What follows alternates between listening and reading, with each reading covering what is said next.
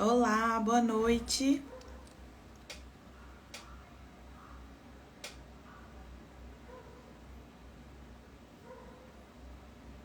Todo mundo ouvindo bem?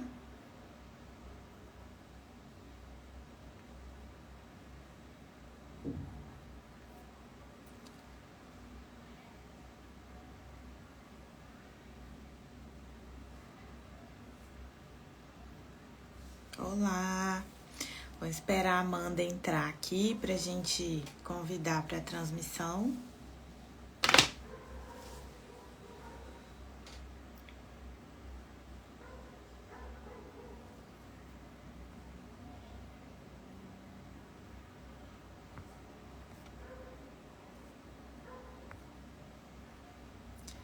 Deixa eu só chamar a Amandinha pra gente começar nosso bate-papo que vai ser incrível. Vocês vão se apaixonar por essa pessoa.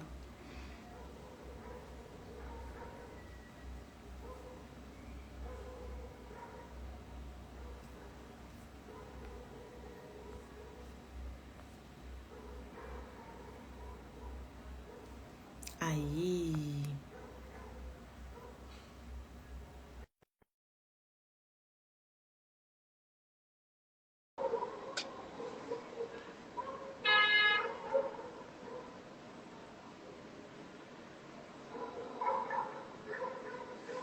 Deixa só ela aceitar aqui que a gente já começa.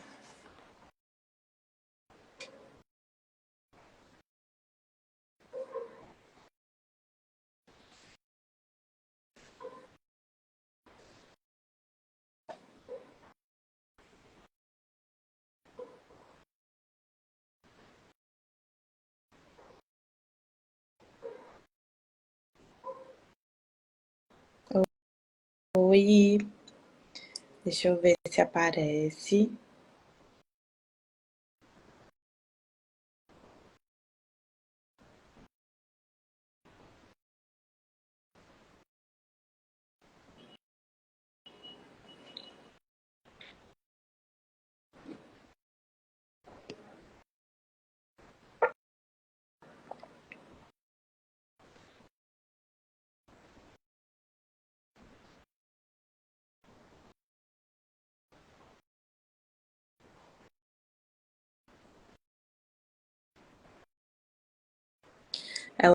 Ela tá com um pouco de dificuldade para entrar.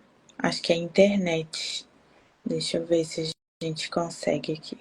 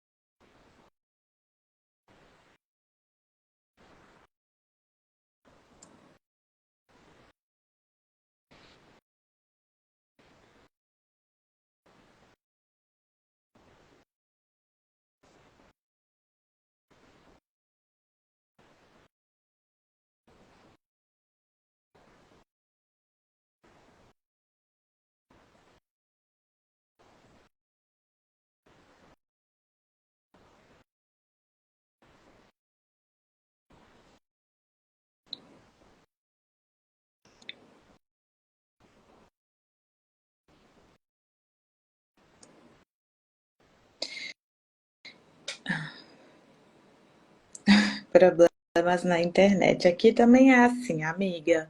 Vai dar certo.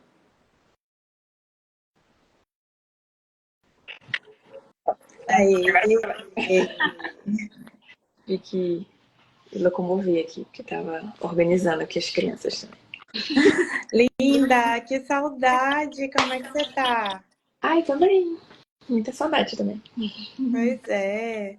E os meninos também? Estão bem, estão ótimos. Estão ali jantando. Talvez apareça algum menino em algum momento por aqui. Porque aqui sempre tem menino correndo. Mas o Marcos está dando conta ali deles. Ótimo, maravilha. Então vamos começar nossa live muito especial de hoje. Vamos, meu Deus, E não sei ser blogueira. Vamos lá.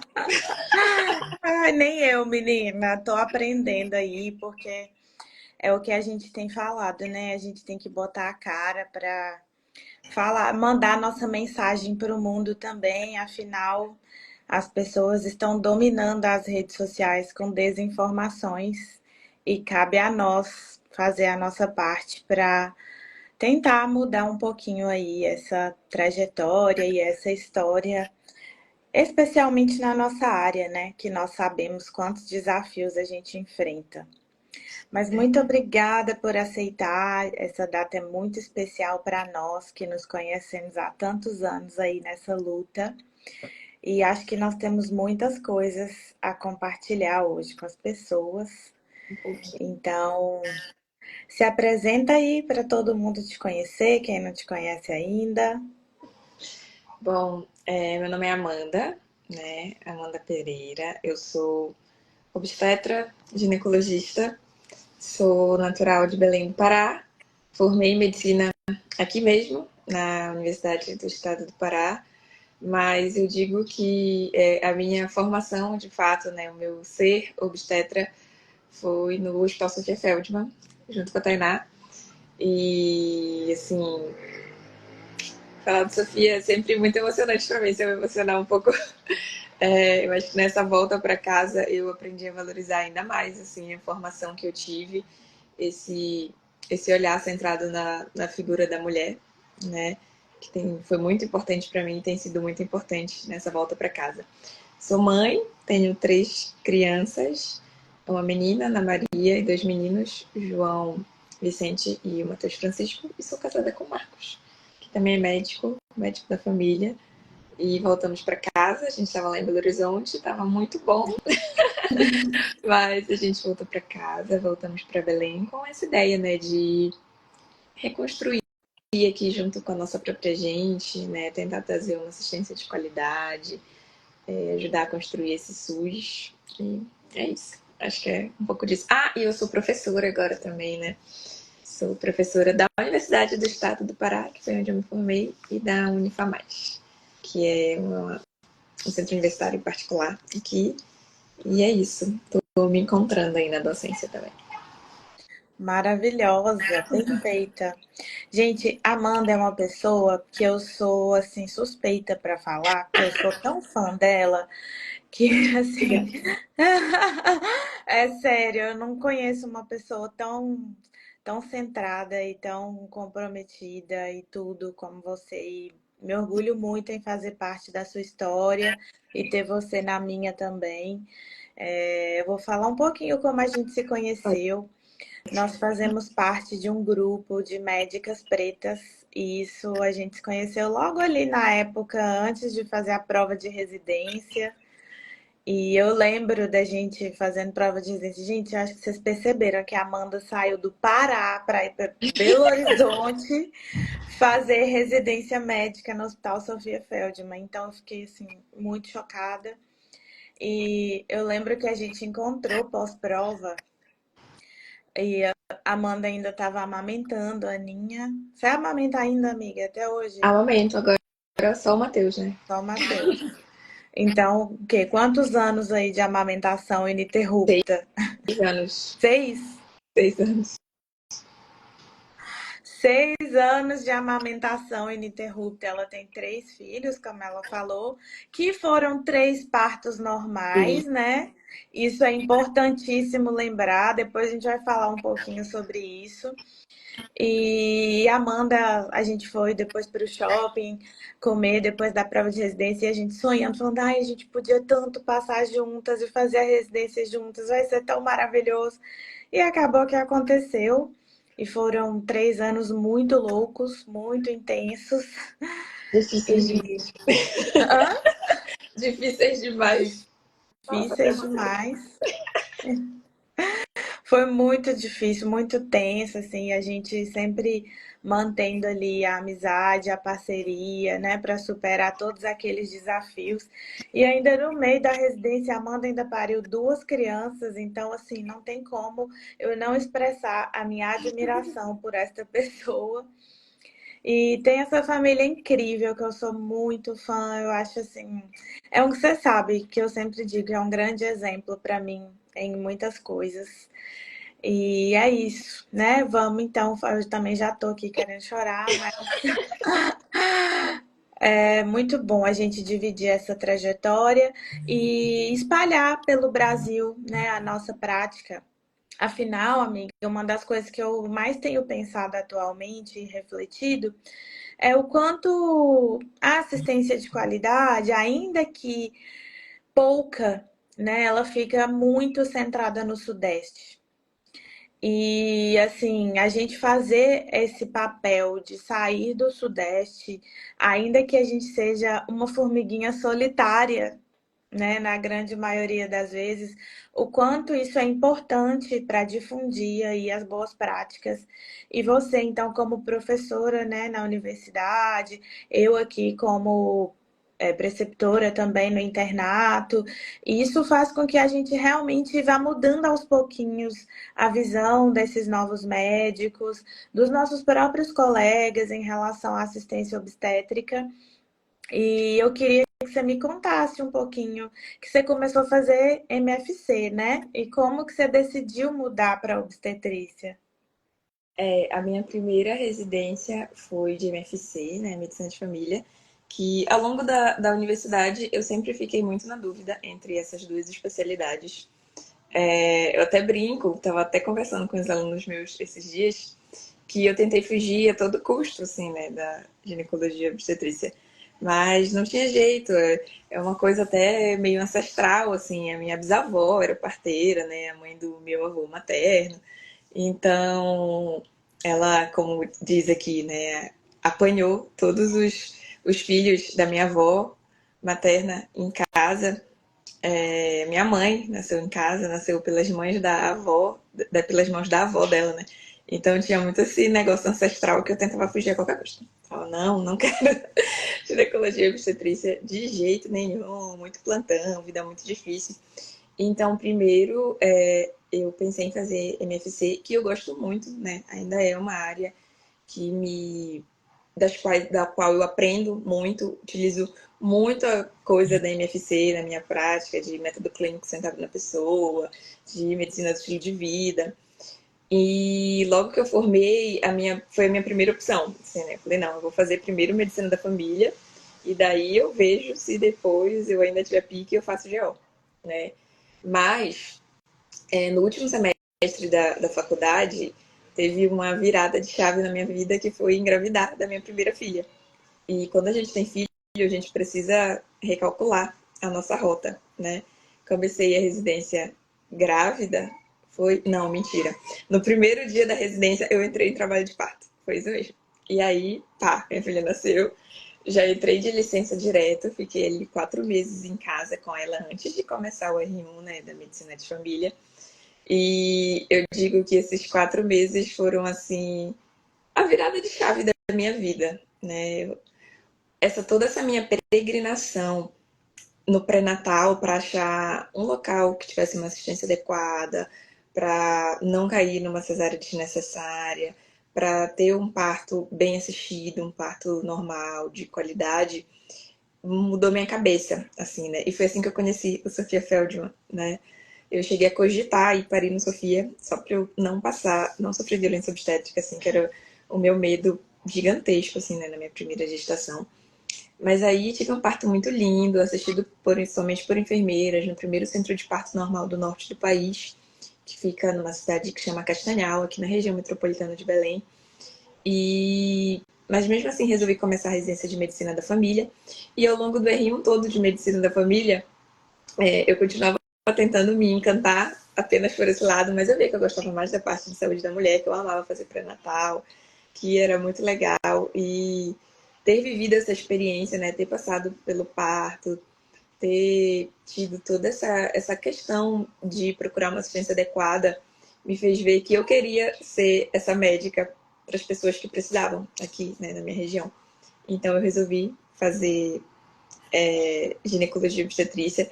E foi muito louco, assim, porque eu tentei, nessa primeira vez que eu fui tentar a GO mesmo, de fato, eu não fiz preparatório, né? Não fiz nada disso. Eu estudava em casa com a minha filha, no intervalo que ela estava dormindo, ia estudando, pegava umas videoaulas que tinham de graça, acho que era no Sonar na época, um negócio assim. E era aquilo. Eu falei, ó, se for pra ser, vai ser desse jeito e é isso mesmo. E a única prova que eu fiz do PSU de Minas Gerais foi para Sofia, porque eu não cogitava fazer em outro lugar. E eu fiz em São Paulo também. Mas só posso dizer, porque eu não queria ir para São Paulo. Aí foi assim que a gente se conheceu no dia da prova, eu fiz, eu passei, e aí foi, nossa, acho que um dos dias mais felizes da minha vida, assim, depois do nascimento da minha filha, porque eu vi que era isso mesmo, né, que era pra ser. Aí foi mais ou menos isso aí, a minha história na obstetrícia.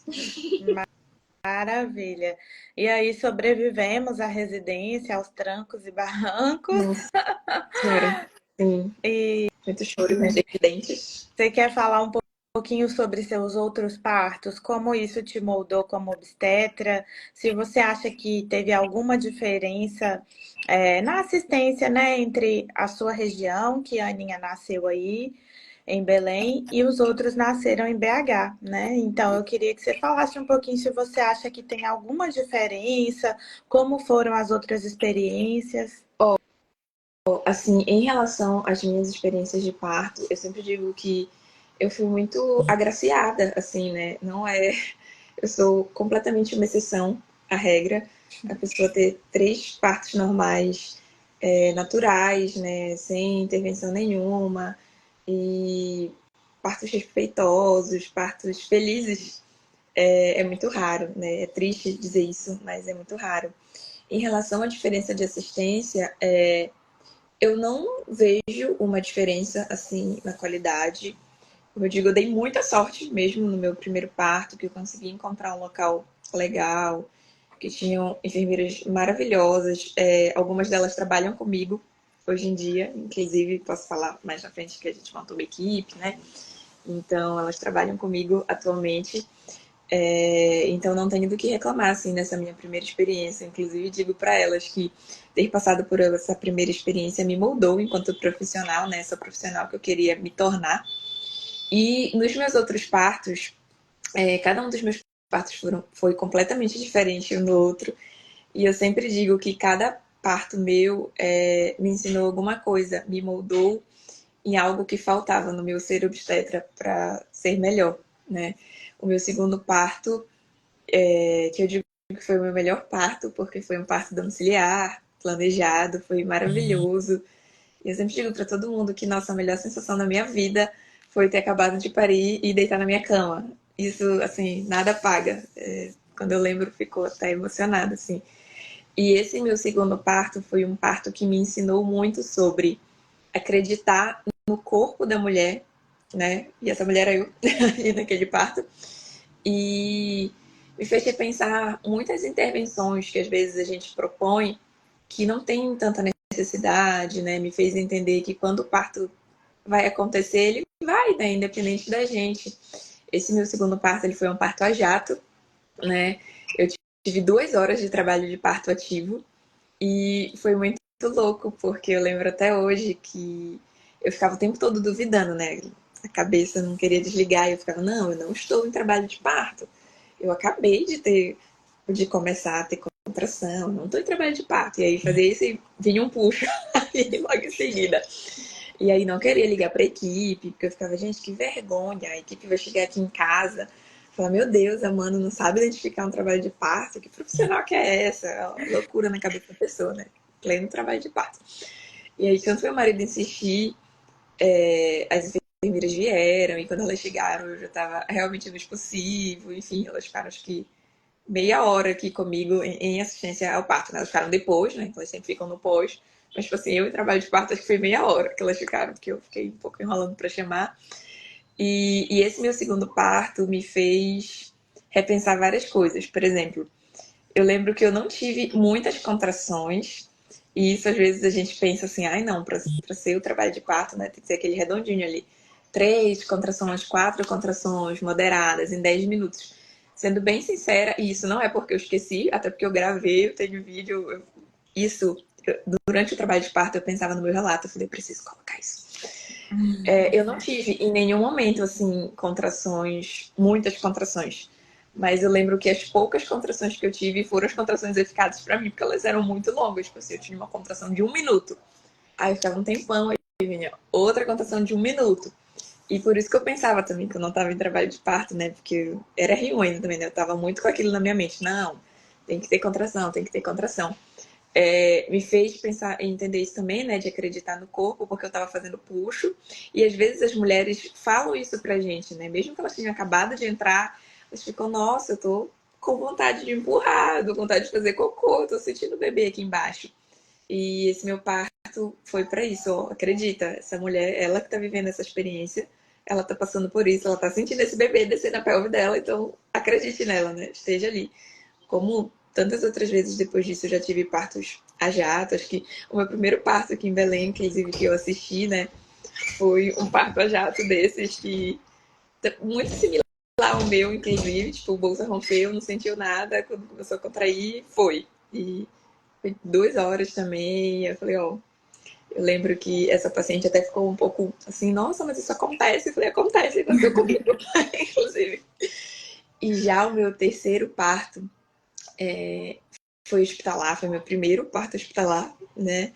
Ele ia ser domiciliar também, mas eu tive Covid na gestação e a equipe que estava me acompanhando achou mais prudente não ser um parto domiciliar, né? Fazia parte do protocolo delas de exclusão para mulheres que tiveram Covid na gestação, mesmo que não tenha sido Covid grave, o meu foi tipo, super tranquilo, mas fazia parte do protocolo de exclusão delas. Aí eu fui para o hospital. Então esse parto foi também outro rolê assim, na minha vida, né? Eu acho que estar no ambiente do hospital me deixou muito mais tensa do que eu imaginava que eu ficaria. Então, eu acho que eu coloquei muitas travas, assim, né? E foi muito isso também. O parto estava evoluindo, mas eu não queria acreditar que ele estava evoluindo. Eu tive que mudar de planos tantas vezes, assim, ao longo dessa minha terceira gestação, que eu não sei, sabe? Chegou, eu meio que pensava assim, não, mas eu não vou acreditar que vai ser rápido de novo, porque e se for muito demorado, e sabe? E vou ficar aqui. Então, foi a primeira vez que eu fiz uma cardiotocografia na vida, foi nesse terceiro parto, que teve um momento que meu bebê fez um ataque cardíaco, mas porque eu fiquei muito tempo na água quente, enfim. E aí eu lembro exatamente disso, que eu até vou colocar no relato que eu ainda não fiz. A pior coisa da vida é ficar deitada para fazer uma cardiotocografia sentindo contração. Gente, nossa, isso foi uma virada de chave na minha vida também. Sempre que as mulheres falam que não querem ficar, eu fico lá segurando a posição que ela quiser, mas nossa, é muito ruim ficar deitada fazendo cardiotoc. E acho que foi meu partolândia total, assim, eu lembro, o Edrei tá até aí na live, ele tá de prova. Eu lembro que com 9 centímetros eu pedi analgesia e eu nunca imaginei na vida que eu ia pedir analgesia. Isso, inclusive, estava no meu plano de parto, que não era para me oferecer e que se eu pedisse não era para aceitar. Mas eu lembro que eu pedi assim, enlouquecida, e eu falei, por favor, é só para eu ter um exclusivo pleno. E isso, o menino nascendo, eu ali fazendo puxo.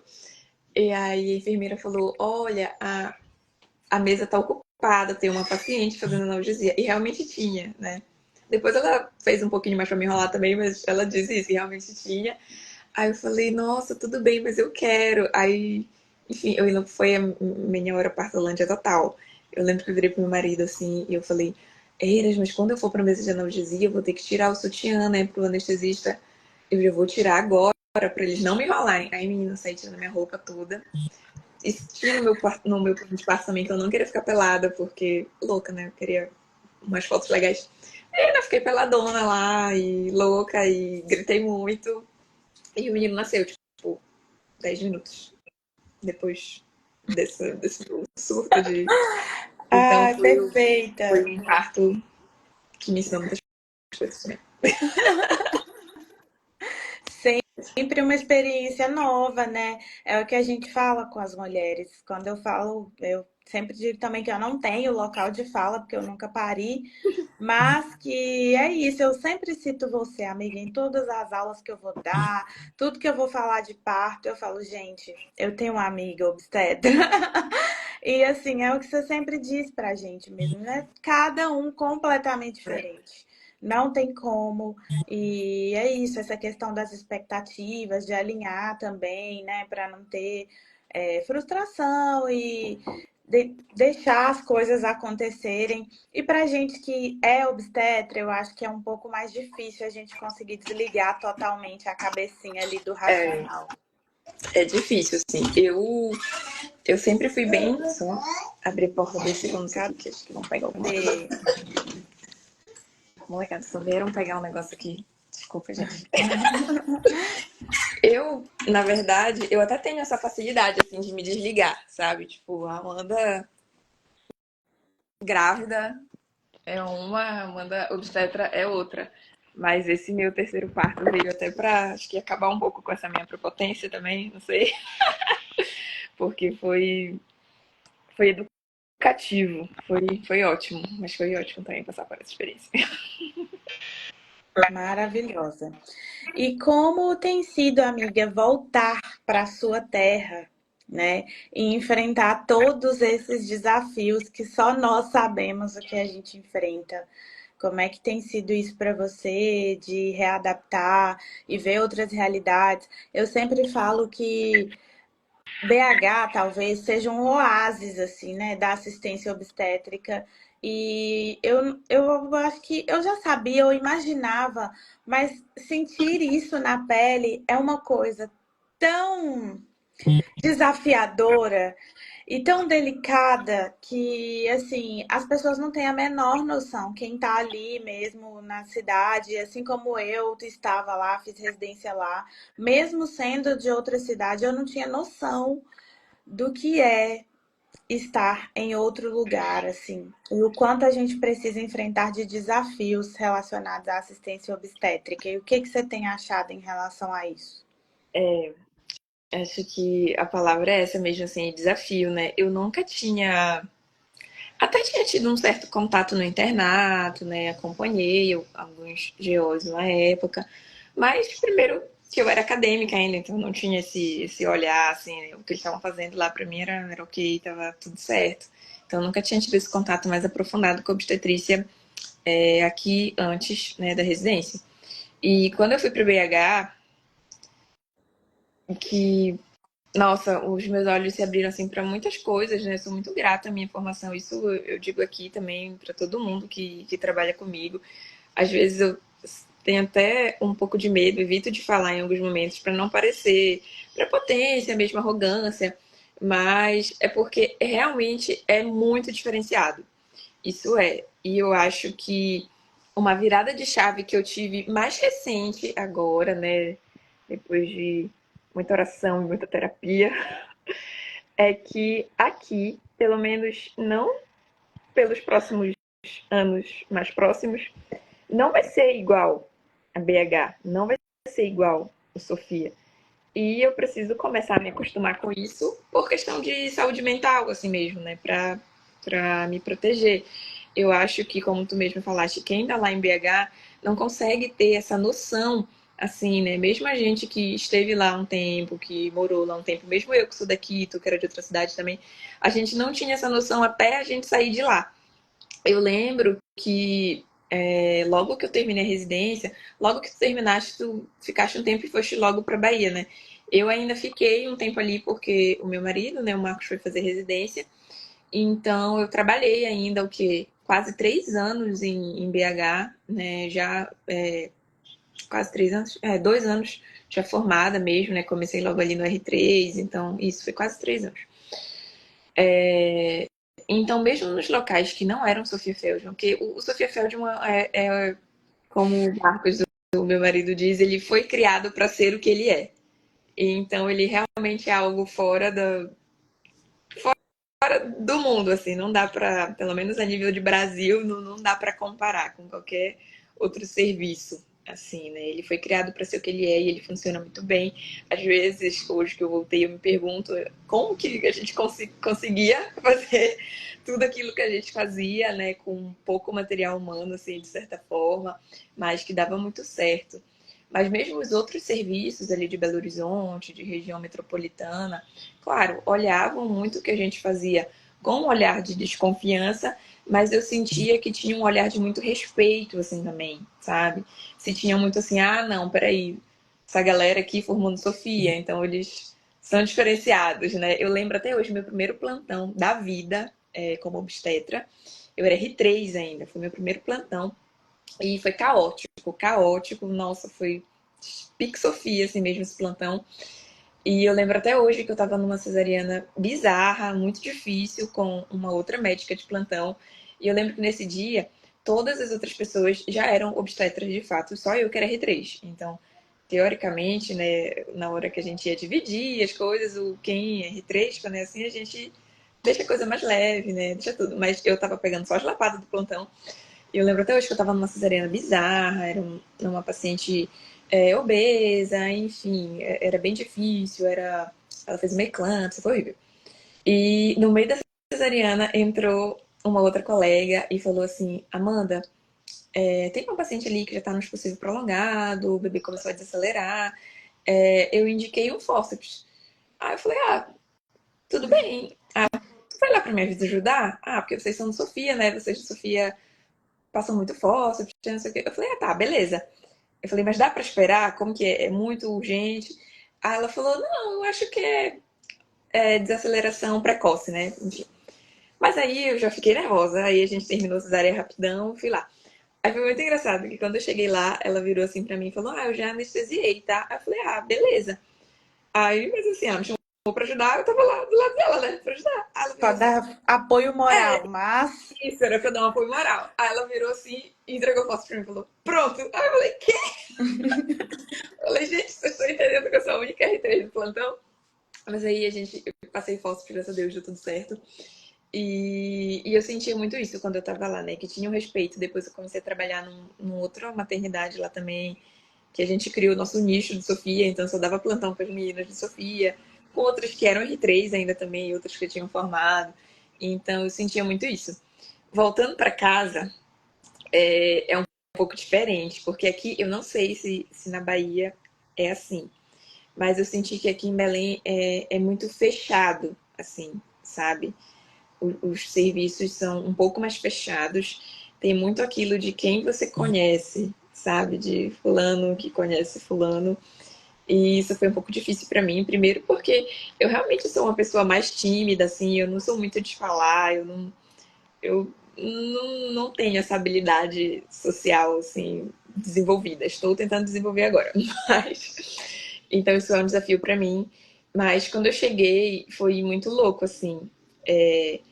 Mas eu tive uma graça muito grande que eu passei no concurso, né, para maternidade daqui, a maior maternidade do estado, Santa Casa de Misericórdia.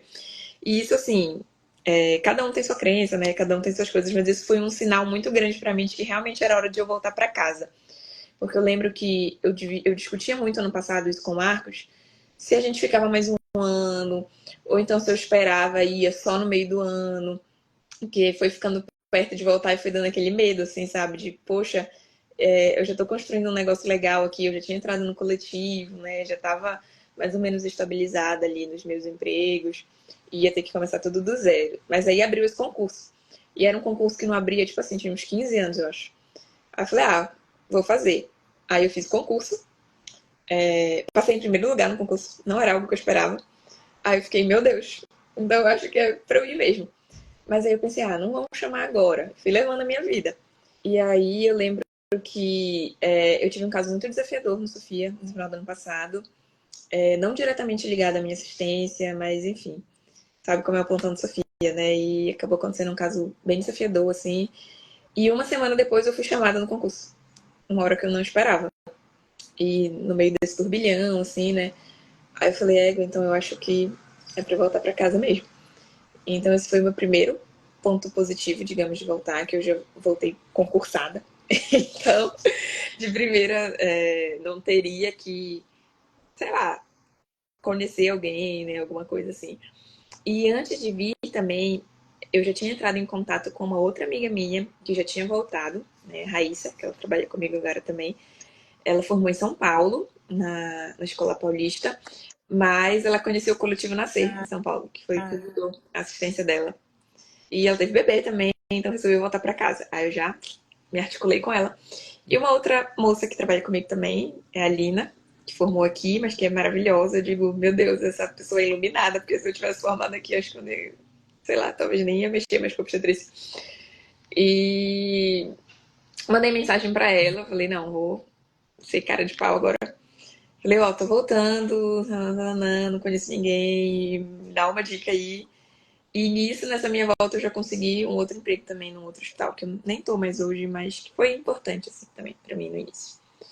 Mas eu percebi com muita desconfiança, assim, dos outros profissionais, muita coisa que eu fazia, porque é muito diferente, né? A assistência aqui é muito diferente, uma assistência muito mais tradicional, assim, né? Eu vejo que tem muita influência de São Paulo também, eu acho que tem muita gente que forma em São Paulo e volta depois. Então tem esse peso muito de São Paulo, né? Estilo, enfim, das escolas de São Paulo, que a gente sabe como que são. Então chegou eu, né, jovem, preta, porque a gente sabe que o contexto racial pesa e pesa muito, que ninguém conhecia. Formei aqui, mas fui embora, fiquei quase 6 anos fora. Então eu sentia muita desconfiança, assim, no início, sabe? Tendo que me provar, tendo que me justificar, né, em tudo que eu fazia. Isso foi muito sofrido no início, muito sofrido, assim, porque eu fazia muitas coisas diferentes, né? Até coisa básica, tipo, o horário do miso é diferente, ou, faço, sei lá, opioide para analgesia, no serviço que não tem analgesia. Então, coisas que lá na residência já eram rotina, né? Então ninguém vinha perguntar, tipo, é isso mesmo aqui que tu prescreveu? Tem certeza? É desse jeito? Ela falou, não, tenho certeza, é desse jeito. Até outras coisas, tipo, vou passar um balão e vou fazer miso junto. Tem certeza que é isso aqui? Não tem que esperar. Então, isso foi bem desafiador. Tem quase um ano que eu tô aqui, né? Vou fazer um ano agora em dezembro. Mas eu percebo isso mais recente agora, que as pessoas começam a entender um pouco melhor, assim, as coisas que eu faço, né? Eu acho que no meu serviço, né, onde eu trabalho com concurso, graças a Deus, eu percebo muito, assim, que as pessoas já começaram a me respeitar mais, já começaram a entender melhor, né? Entender que eu não sou doida, Exatamente. A que sensação é essa. tem protocolo, que tem guideline, que é baseado em evidências, que é seguro, né? Que eu não tiro as coisas de minha cabeça, que eu faço as coisas que eu dou conta. Então, se eu não der conta, eu com certeza, eu sou muito humilde assim também, né? Para pedir ajuda, para falar, olha, não, avalia aqui comigo, vamos conduzir junto, vamos ver isso aqui. Eu não tenho problema com isso. Eu acho que mesmo a gente que julga que tenha tido uma formação melhor, é muito importante ter essa parceria, né, com os colegas de plantão. E assim, a equipe que eu tô agora, e depois do início um pouco conturbado, eu sinto que eu consigo ter essa parceria, assim, né? Claro que de vez em quando tem uns desalinhos meus chakras, mas a gente se resolve. Agora, nos outros serviços, eu comecei a trabalhar com assistência privada também, e isso foi muito difícil para mim, sendo bem sincera, ainda é uma questão muito difícil para mim, porque eu acredito no sistema único. E para mim, assim, o mundo ideal, inclusive eu falo isso para as minhas colegas de equipe, então se elas estiverem na live não vai ser novidade para elas. Mas eu sempre digo para mim que o mundo ideal, assim, se me perguntarem, Amanda, como que tu quer que seja daqui a 5 anos a assistência? Daqui a 5 anos, eu espero que o coletivo que eu faço parte, que a assistência privada que eu faço, não precise mais existir, né? Que qualquer mulher vá em qualquer plantão e ela seja assistida de maneira adequada, que ela seja respeitada, que os bebês não sofram violência neonatal. Então, é desafiador para mim estar na assistência privada, porque eu me sinto um agente duplo, assim, sabe? Trabalhando no SUS, muitas vezes não prestando assistência completamente da forma que eu acredito, não por mim, não porque eu acho que eu tenha que prestar diferente, mas por limitações do serviço mesmo, sabe? E sendo que no privado eu consigo oferecer outras coisas. Mas a assistência privada tem sido um pouco mais desafiadora para mim, porque tem muito mais desconfiança, né, nas maternidades privadas, e isso não só em Belém, isso no Brasil inteiro. os índices de cesarianas são absurdos. Você chega com uma paciente em trabalho de parto, as pessoas se assustam, né? Perguntam, às vezes, mas é isso mesmo? Às vezes olham lá a história, é um bebê restrito, é uma indução com balão, aí começa meio que, às vezes, até a agorar, assim, sabe? Não sei se tu conhece essa palavra. Sim, sim. Tipo, sabe, ficar torcendo contra pra dar tudo errado. Às vezes eu me sinto um pouco nessa situação. Essa semana, inclusive, eu fui fazer uma versão, né? Cefálica externa. Eu comecei a fazer versão aqui desde que eu cheguei, na verdade. Não é a primeira versão que eu faço. Mas foi um pouco difícil, sabe? Porque foi num serviço que eu nunca tinha feito. Eu já tinha feito no outro serviço que eu costumo prestar assistência às minhas pacientes. E eu sentia, assim, que parece que algumas pessoas estavam meio que torcendo para não dar certo, né? E depois sai meio que falando, esse povo é doido, vai puxar a barriga dos outros, eu já vi muita coisa grave acontecer por conta disso. Sendo que, primeiro, que não viu, porque ninguém faz. E segundo, que sabe, fica agorando, fica botando coisa na cabeça da gestante. Então tem sido desafiador para mim em relação a isso, assim, sabe? Me provar, né?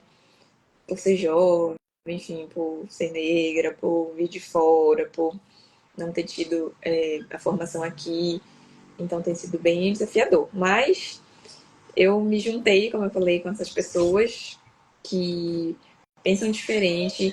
Mesmo as meninas da minha equipe que formaram aqui, eu digo que elas são iluminadas, porque dentro de um ambiente em que o correto é você operar todo mundo, o parto normal, beleza, mas se for aquele redondinho que já chega nascendo, de não fazer muita coisa diferente, elas terem esse outro olhar, eu digo, nossa, vocês são minhas ídolas, assim, sabe? Porque se eu tivesse nesse contexto, talvez eu não tivesse essa visão que eu tenho agora, né? Então, eu tenho procurado me fortalecer nesse ponto, também empoderar as mulheres, né, no pré-natal. Sempre converso com elas sobre isso, até porque isso também foi outra coisa que eu aprendi mais recentemente, depois de muita terapia, que eu também não posso querer o parto mais do que a pessoa, né? Então eu tenho que, a gente tem que lutar junto ali. Eu sempre digo, se você quiser, com certeza eu vou com você até o fim, a gente vai brigar por esse sistema junto. Mas eu não posso querer mais do que a pessoa, né? Eu acho que aqui ainda se tem uma cultura muito forte da cesariana, mesmo no sistema privado, né? Ainda se tem aquela ideia da cesárea como o parto bom, né? E, não, parto normal, pra que eu vou sofrer, né? Isso aí é, sei lá, coisa de pobre, entendeu?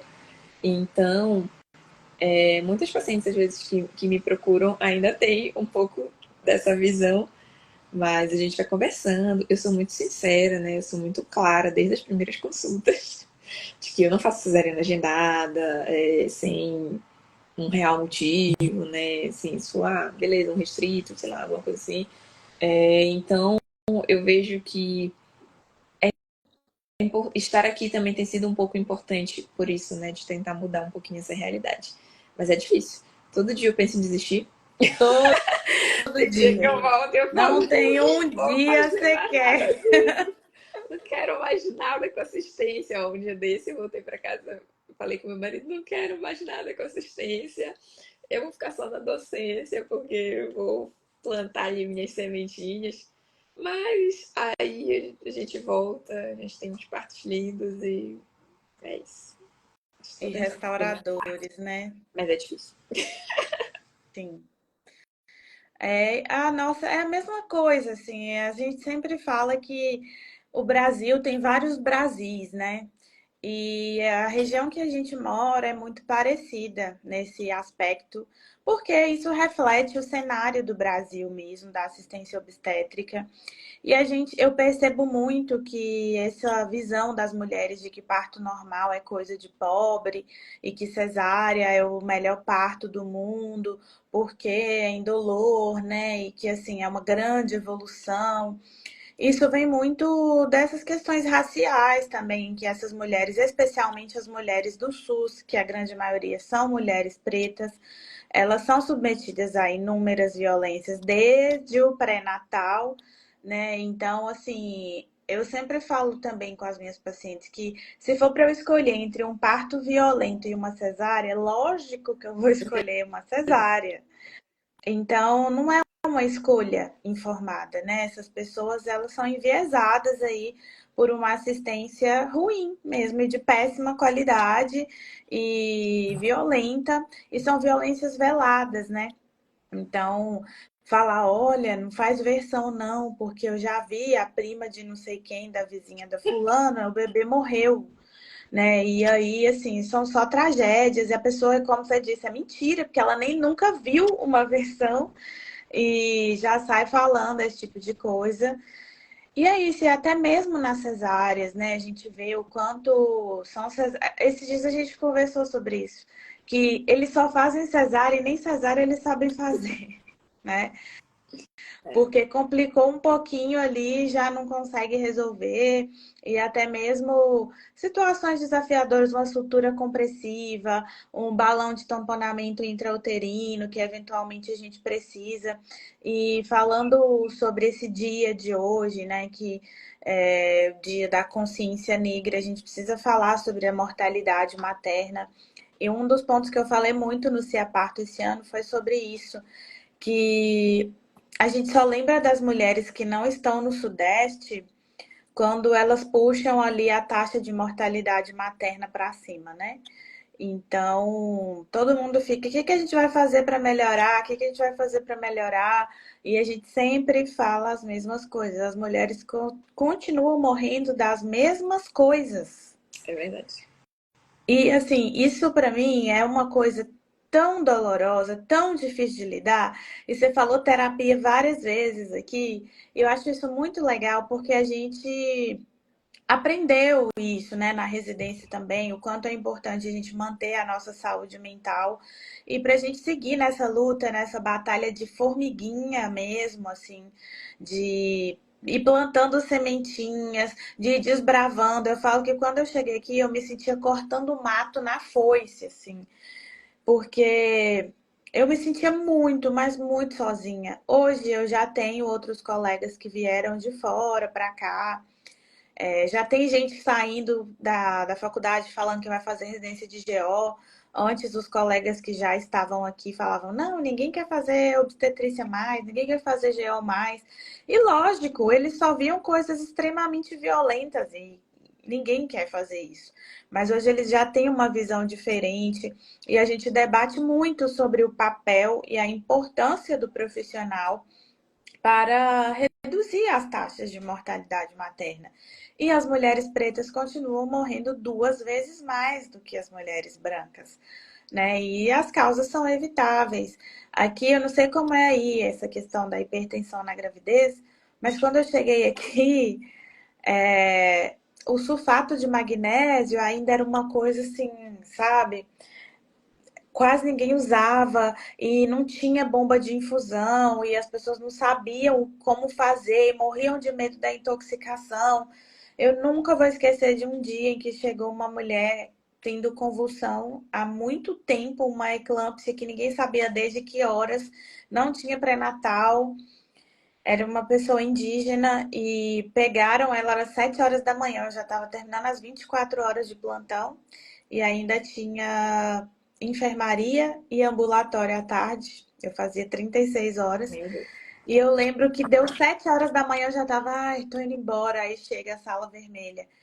Eles pegaram a mulher pelos pés e pelas mãos e jogaram assim na maca, a mulher convulsionando. E eu falei, onde que eu tô, sabe?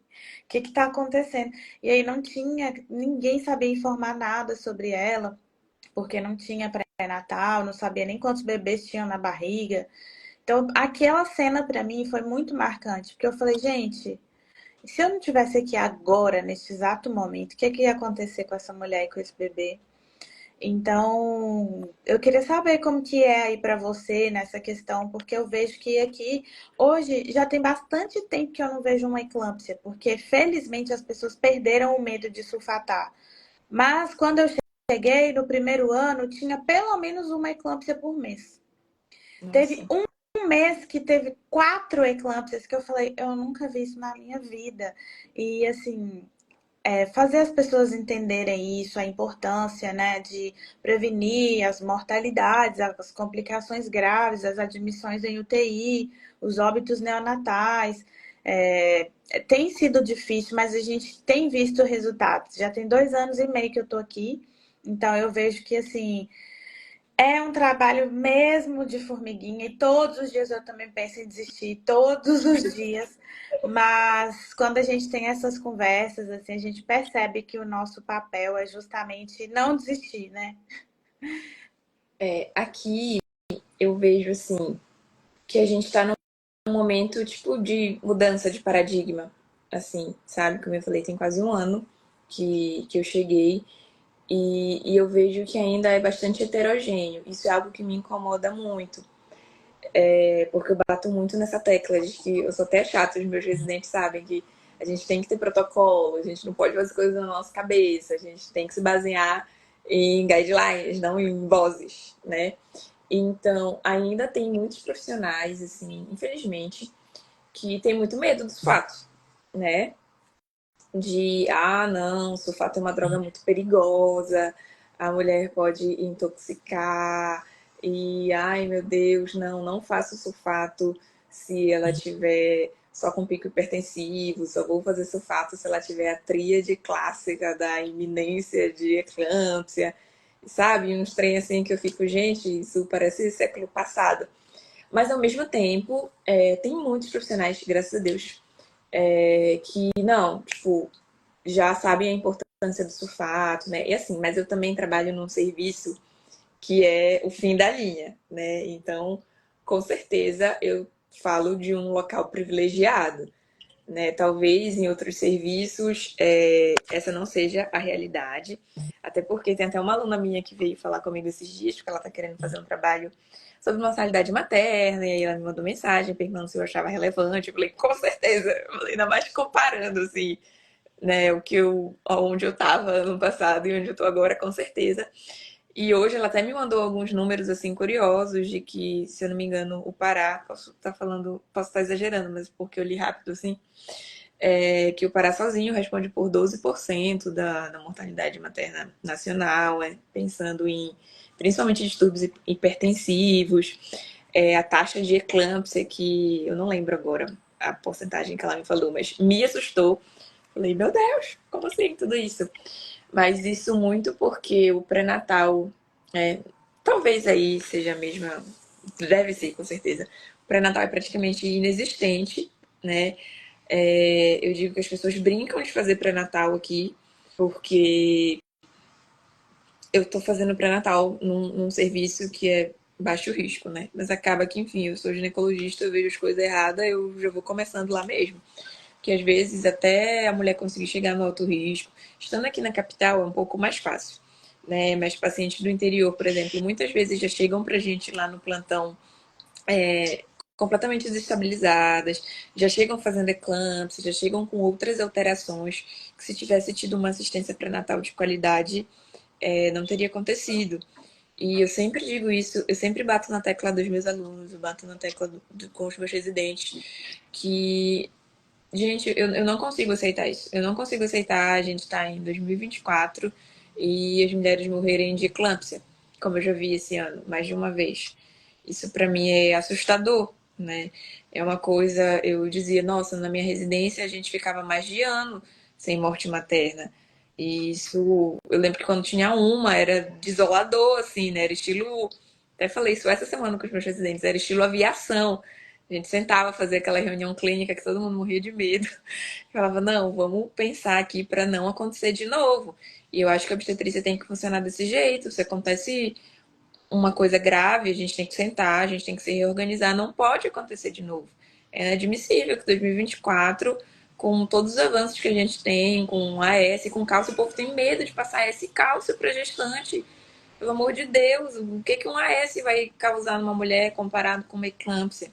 Né? São coisas que eu não aceito, mas aqui, infelizmente, ainda é uma realidade, assim, né? As mulheres chegam, lá onde eu trabalho, chegam muitas mulheres do interior do estado, então é bem difícil, assim, de manejar, mas pelo menos lá no serviço eu vejo que tá tendo essa mudança de paradigma, assim, né? Eu vejo um esforço se priorizar o uso do sulfato de magnésio, para não ter medo de dar antihipertensivo para gestante, né? Não tem problema. É melhor que ela esteja com a pressão mais baixa, na verdade, né? Não tem aquilo, vai dar hipoperfusão placentária, né? Aquelas São Paulices, como eu falei lá no início. Sim, Que ódio. Coisa que ódio. que é isso do. Então, eu vejo uma mudança, assim, sabe? Desde que eu cheguei, acho que até divulgaram os números um tempo desse lá onde a gente trabalha, e realmente o número, a porcentagem de uso de sulfato de magnésio aumentou. Então, eu vejo isso como um ganho, assim. Eu vejo que os residentes estão muito mais interessados também em aprender, né? Eu gasto muito a minha saliva com eles. Inclusive, eu até falo que esse ano que vem, quando eles virarem R2, eles começarem a fazer as coisas que eu falo para ele não fazer, eu vou ficar muito chateada. Mas que eu acho que é o nosso papel, assim, né? A gente tem que. Eu vi esses dias de que o papel do professor é mais do que tudo inspirar, né? Então a gente precisa ser essa pessoa que inspire os residentes, que inspire os alunos a fazer diferente. E assim, eu acredito verdadeiramente, tudo bem, eu sou uma otimista incurável, né? Tu sabe disso. Mas eu acredito muito nas pessoas. E eu tenho visto, como já falei, como eu encontrei outras colegas aqui também, que essas pessoas boas estão por aí, essas pessoas que se importam também, né? Só que às vezes você tá sozinho, você não consegue Não consigo. resolver nada. O sistema é muito maior do que a gente, ele esmaga mesmo. E se não é a cultura do lugar, eu também falo muito isso aqui, se não é a cultura de ser baseada em evidências, de se discutir, uma pessoa só que faça isso não vai resolver. Então, minha dica também é procurar encontrar essas pessoas que estão isoladas aí, né, que estão procurando fazer o seu corre direitinho e se fortalecer. Então, isso tem sido a minha meta aqui. E eu sempre falo muito de hipertensão também. Sempre falo para todo mundo que eu conheço que eu não admito uma mulher morrer de hipertensão. Não admito, enfim, todas essas complicações graves de hipertensão e hemorragia, né? Nossa, que é a duplinha. A duplinha, querida ali. E assim, é tão claro pra gente, eu falo que é tão claro pra gente que saiu do Sofia o protocolo, que a gente já faz tudo tão automático, né? Quando eu peguei a primeira hemorragia aqui, que assim, ninguém sabia nada do que estava acontecendo, o que fazer. E eu falo, gente, usaram, eu nunca vou esquecer disso, eles usaram aquelas pedras de gelo, bolsinha de gelo térmica, para botar no útero, e aquilo ali que era a massagem. Eu fiquei tão chocada, que eu falei, nossa, muito difícil, assim. O miso, transamin, não faziam, sabe? E aí hoje só de ver que já mudou muito, que as pessoas sabem o que é um balão intrauterino agora. A gente tem balão intrauterino no hospital. Então, nossa, é muito legal a gente ver essa evolução e perceber que nosso trabalho está fazendo a diferença.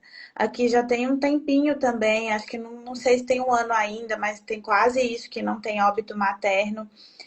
E é clássico ver que os óbitos maternos que tiveram desde que eu cheguei foram óbitos evitáveis, né? De causas evitáveis, hipertensão, infecção, hemorragia.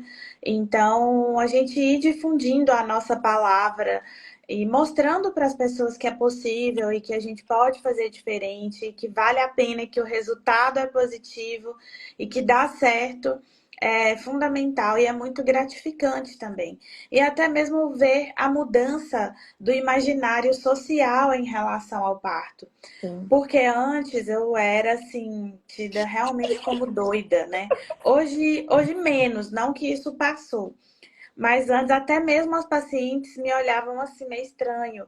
E hoje já tenho várias que elas falam que são minhas defensoras e mandam mensagens lindas, até mesmo as que eu não acompanho, porque eu não atendo parto particular. Aí, por ser capital, ainda está bem à frente de onde eu tô. Aqui a gente não tem uma maternidade privada, é só uma única maternidade do SUS para a cidade inteira e região. Então, é uma maternidade muito legal, com estrutura muito bacana. Ainda a gente precisa melhorar muitas coisas, né? O treinamento, protocolos, né? Tudo isso a gente ainda precisa com certeza melhorar. Eu vejo ainda um certo desafio assim das pessoas de entenderem e quererem mudar, né? Especialmente as pessoas que já têm aí 30, 40 anos de profissão, que eles sempre falam isso, né? Eu faço isso há 40 40 anos e nunca tive problema. e nunca tive problema, é. Então, assim, isso eu vejo ainda uma certa resistência, mas que também eles têm mudado e isso tem me feito muito feliz. Hoje a gente tem uma assistência muito mais tranquila e segura. Antes, quando eu cheguei, eu fazia 90, 96 horas de plantão por semana, porque eu tinha medo de ir embora e as pessoas morrerem. E hoje eu já não tenho mais isso, eu já fico muito mais tranquila, já consegui catequizar um monte de enfermeira obstétrica também. Então, isso é muito, muito importante assim, para a assistência. E dar às enfermeiras autonomia para Uhum. fazer o papel delas. Né? Isso assim muda tanta coisa, muda tanto os desfechos, que é incrível ver essa evolução. E eu fico muito feliz por isso, né? Por ter tido essa coragem também de vir desbravar aqui, que foi. Eu até hoje não sei como eu tive essa coragem. Às vezes as pessoas perguntam, mas o que que te deu na cabeça? Como você teve coragem de fazer isso? E eu falo, gente, hoje eu não sei explicar, mas eu acho que é todo aquele frisson e frio na barriga de fim de residência também, né? De tudo novo, vamos começar uma vida nova. E foi muito legal, assim, ter começado tudo do absoluto zero, sem conhecer ninguém. Eu não sei se eu já te contei isso, mas no meu primeiro plantão, um desses colegas que nem trabalha mais com a gente lá no hospital, colocou o dedo na minha cara e falou que eu era uma forasteira e que estava de olho em mim. E assim, isso me soou como uma ameaça, né? Então eu disse que eu não tinha medo, que eu não estava fazendo nada de errado, eu não era nenhuma criminosa. E como você disse, isso é muito difícil, porque no início a gente tem que provar que a gente não está errada. Sim.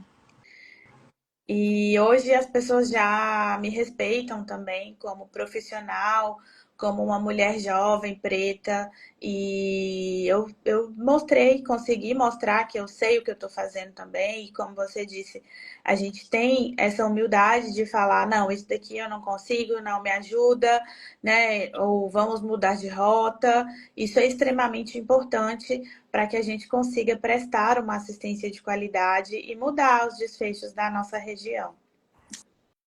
Ah, isso é verdade. Eu queria só reforçar isso que tu falou da enfermagem obstétrica. Eu vejo que isso também foi algo um pouco difícil aqui pra mim logo que eu cheguei. Eu trabalho num serviço que tem enfermeira obstétrica que são muito boas, assim, né? Que conseguem. Nossa, eu digo que se elas não tivessem ali, eu não sei nem como que ia ser o serviço. Mas ao mesmo tempo, eu vejo que ainda tem alguns colegas que têm um olhar muito de desconfiança, assim, né? Como se nós fôssemos eternamente responsáveis pelo trabalho delas, ou então que a gente é mais importante do que elas, como, enfim, já falaram algumas vezes pra mim, e eu fico, não, gente, não é assim, né? Eu acho que, enfim, onde a gente formou é uma relação muito horizontal, né? Que são profissionais plenamente capacitadas, quanto a gente, assim, né, para assistência ali de risco habitual, e que melhora mesmo desfechos também, não é coisa da nossa cabeça. Isso foi uma coisa que eu também tive muita dificuldade quando eu cheguei, porque, poxa, lá no Sofia, tu lembra como era, né? A gente não ficava ali. A gente, claro, De ficava fazendo babá da os quartos, mas enfermeira, não né? era aquilo ali, vigiando quarto por quarto. Então eu cheguei aqui e falei, tem enfermeira obstétrica, ótimo, tô de boa. E eu lembro que eu tive alguns atritos, não com as enfermeiras propriamente dito, não com elas acho que eu nunca tive problema, assim.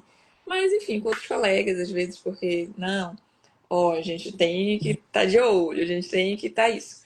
E isso me incomodava muito, até hoje eu já mudei um pouco mais isso, né? Os meus residentes até sabem que eles falam, não, contando a doutora Amanda, risco habitual, vamos deixar, a gente vai entrar se tiver algum problema.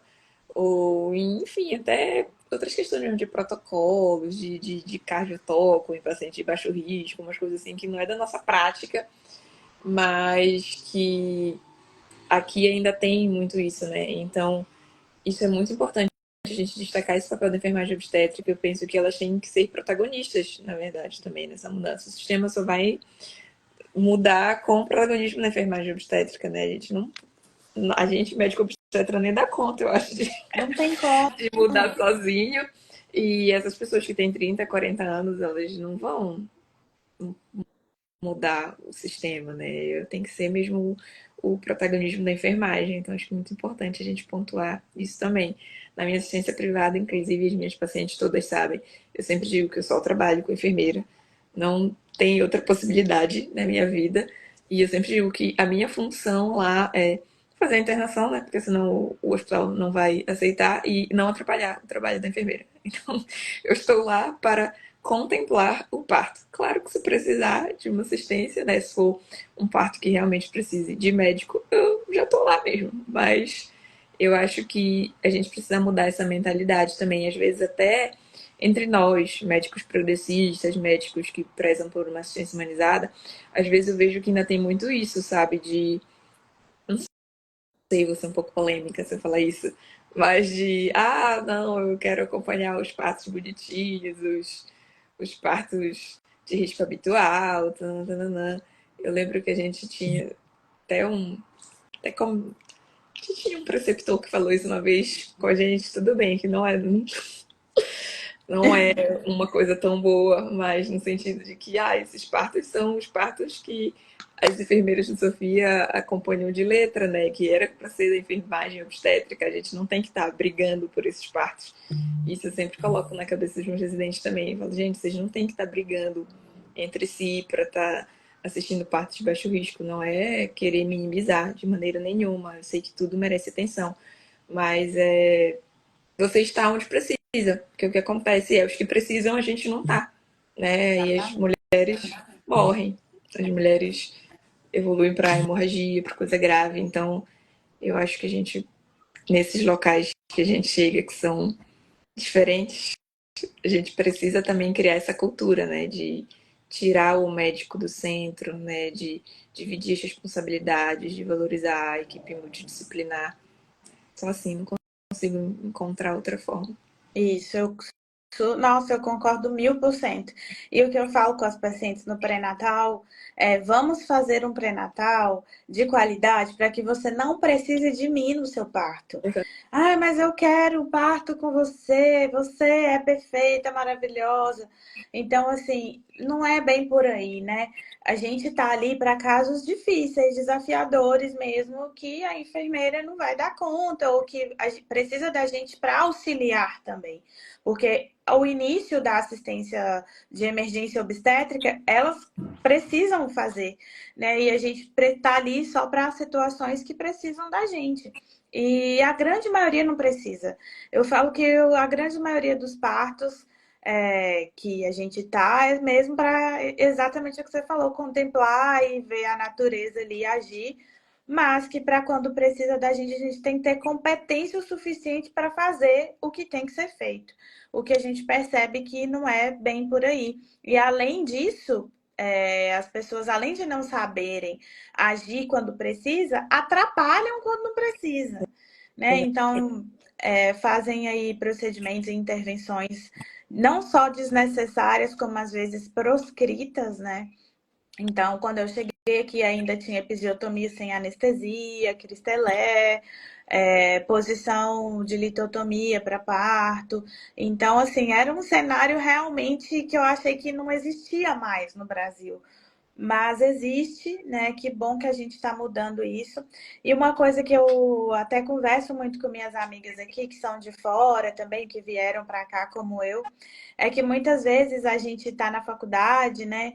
E fala que quer fazer medicina para mudar o mundo, ou que quer ir para as áreas remotas, quer ir para a África, enfim, para o Afeganistão, com Médicos Sem Fronteiras, mas que o Brasil está cheio de áreas remotas que precisa da gente. cheio. Então, quando as pessoas ali boas e competentes e preocupadas se concentram nos grandes centros, no Sudeste, em BH, eu fico falando, gente, vem alguém para cá, pelo menos para passar um tempo, ou vai para outro lugar do Brasil, sabe? Precisa muito da gente. E às vezes as pacientes até perguntam, mas por que você fica aqui? Você poderia estar em qualquer outro lugar. Mas a gente sabe que a nossa assistência a quem ela tocar vai afetar de uma forma muito positiva, né? E isso pode impactar para sempre a vida dessa pessoa, dessa família. Então, apesar dos grandes desafios, é muito feliz também, né? Quando a gente consegue aí deixar uma mulher viva depois de uma eclâmpsia, um bebê vivo depois de uma eclâmpsia, fazer com que essa pessoa saia da UTI depois de um NIRMIS. Então, são situações que realmente, assim, mostram o porquê que a gente precisou passar por todos aqueles desafios da residência, que é o que você falou, eu não sei como a gente dava conta, sinceramente, eu não sei como, Eu já olho, como que meu acontece, Deus. né? Hoje eu ainda fico pensando, como que o Sofia funciona daquele jeito? Então, assim, é pra gente entender que tem como, né? Que É pode possível, acontecer, é exatamente. possível, existe a chance de funcionar, de dar certo, mas que todo mundo precisa falar a mesma língua. Eu falo que no Sofia, se chegar uma pessoa na portaria e tiver tendo alguma situação de emergência ou se estiver nascendo, o porteiro já sabe o que é e Exatamente. já aciona a pessoa, a equipe. Então, todo mundo da equipe, da higienização, até o diretor do hospital, todo mundo vai saber o que fazer, o seu papel ali naquele cenário. E o maior, assim, que eu acho que é o mais importante, não só nos cenários de emergência, mas nos cenários em que também não precisa fazer nada, né? Que a gente precisa estar ali só garantindo a segurança. Então, todo mundo fala a mesma língua, e isso é possível, desde que as pessoas que estão ali na assistência estejam empenhadas com isso, né? Não estejam ali só para cumprir horário, cumprir o seu papel, ganhar dinheiro, ir para casa e tá tudo bem. Às vezes eu fico pensando, gente, como que essas pessoas dormem?